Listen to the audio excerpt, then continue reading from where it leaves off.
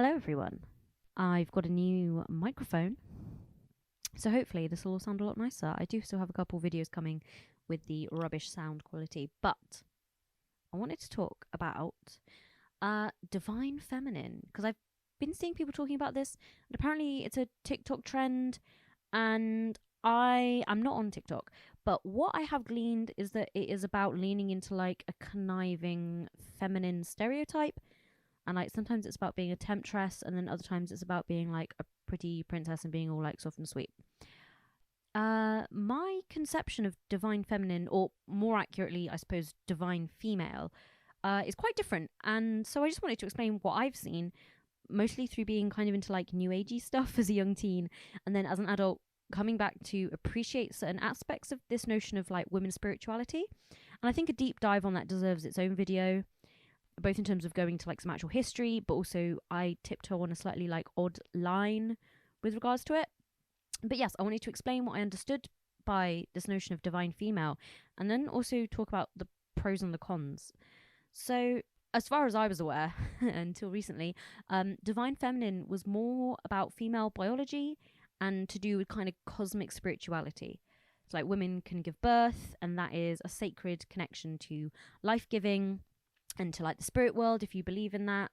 So you are helping new spirits into human life, and it's about menstruation and hormone cycles as something to like work with, both in a concrete sense of appreciating your body, understanding your cycle, but also in kind of like a more woo-woo side, I suppose, of like honoring your seasons and your flow, and like seeing menstruation as a moment to cleanse and a clean slate. And to me, it's also about understanding yourself as part of nature.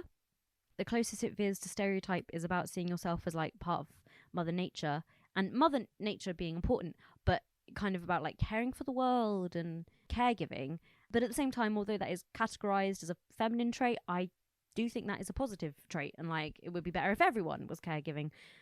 But yeah, obviously the issues are that labor is put all onto women. But anyway, let's not divert too hard. And finally, there is a bit about the magical divine edge between life and death, and it's about growing life, and sort of more analogous to just Mother Nature as like an entity or an idea, and that Mother Nature is the divine female, but that we've all got a little bit of that in us, I guess.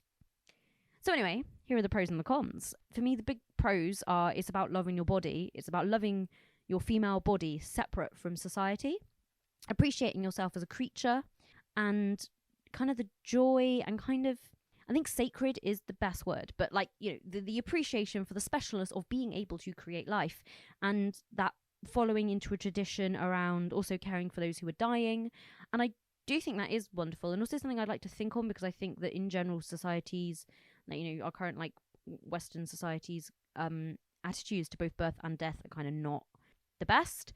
And I will express the con side of this in a moment, but the positive is that yes, birth is genuinely quite amazing. Like, I never want kids, and I do kind of fall towards antinatalism, particularly with the state the world is in. But at the same time, I do think that like the mother-child bond can and should be a really amazing natural process.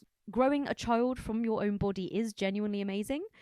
And viewing my own menstrual cycle through this lens, and for me, kind of combining both like the science about tracking my cycle and looking after my own health, along with a little bit of the woo-woo kind of like meditation vibes, or like mostly this idea of like when you have a period, that's like a nice refresh and kind of a clean slate. That has been really helpful for me. Also, the bit about kind of seeing myself as a creature, and even relating to other animals as female, and there's just like I'm grooving along as part of existence. I find that really great, and it really settles me and helps ground me.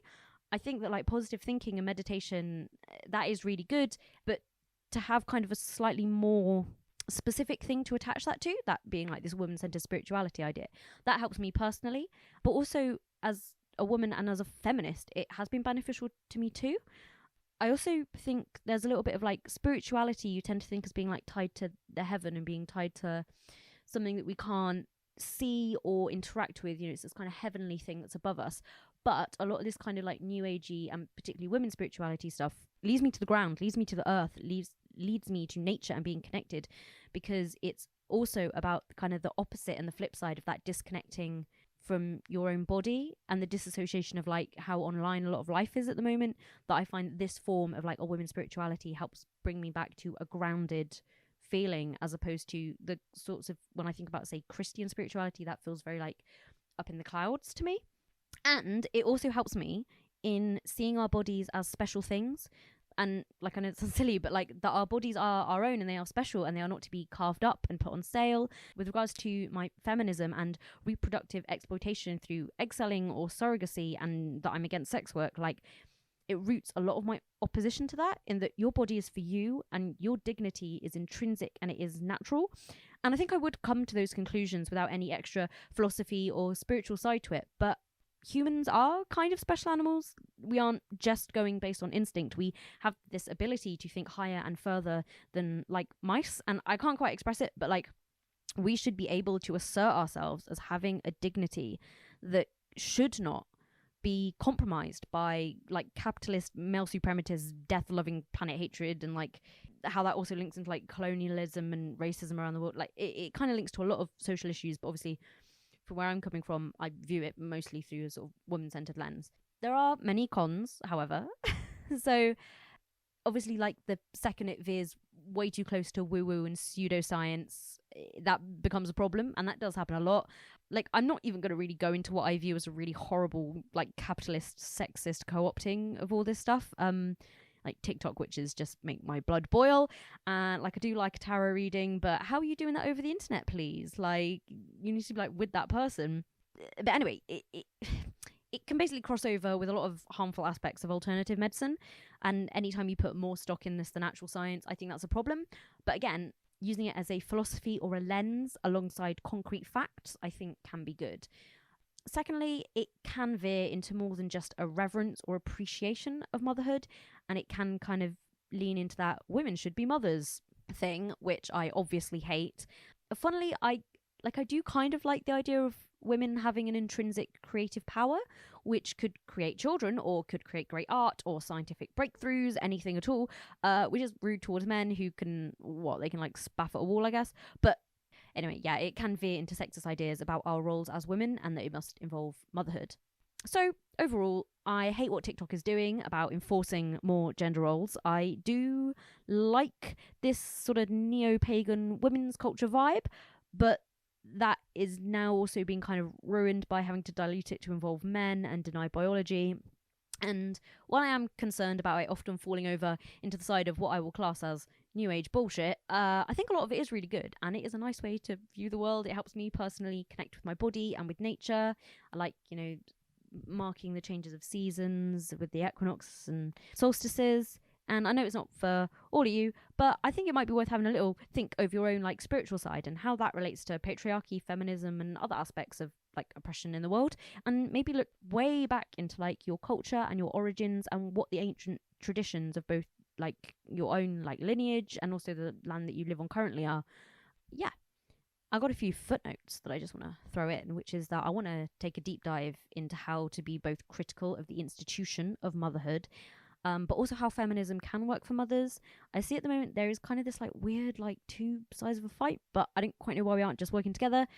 I mean, I know why, but we could, and I kind of want to delve a bit more into that. Footnote 2 is I also do see a bit with this like new age stuff of like love between women is really being seen as like this amazing powerful force, but also it's kind of a bit of like a toothless gal pal, like we really love each other but we don't bang, like that's ridiculous. But also, how does that square with like you have to have heterosexual sex in order to become a mum? I don't know, there's some kind of weird stuff to iron out there. Number 3, I also think a lot about how people are saying that like people are going over towards gender ideology because we don't have a church anymore.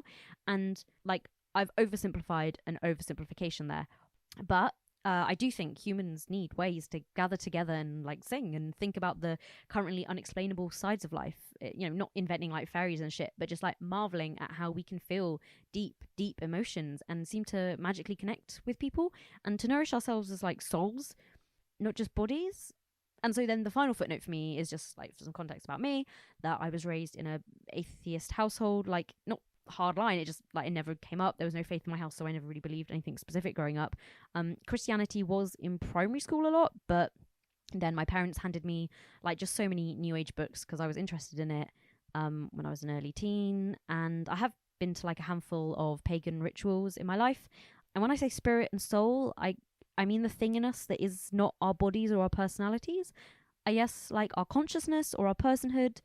I don't know, like I don't really have a word for it, but the point being it's not a magical entity separate from your body. It's just like a part of all humans and like part of human dignity. So, that's where I'll finish. Those are my thoughts. Those are my feelings. Those are my opinions. If you've got any of your own, I would genuinely really love to hear, because I know that I potentially might be going off down a weird little rabbit hole that like not all of you are on with me. So I would really, really like to hear from people about this. And I love you lots, and bye.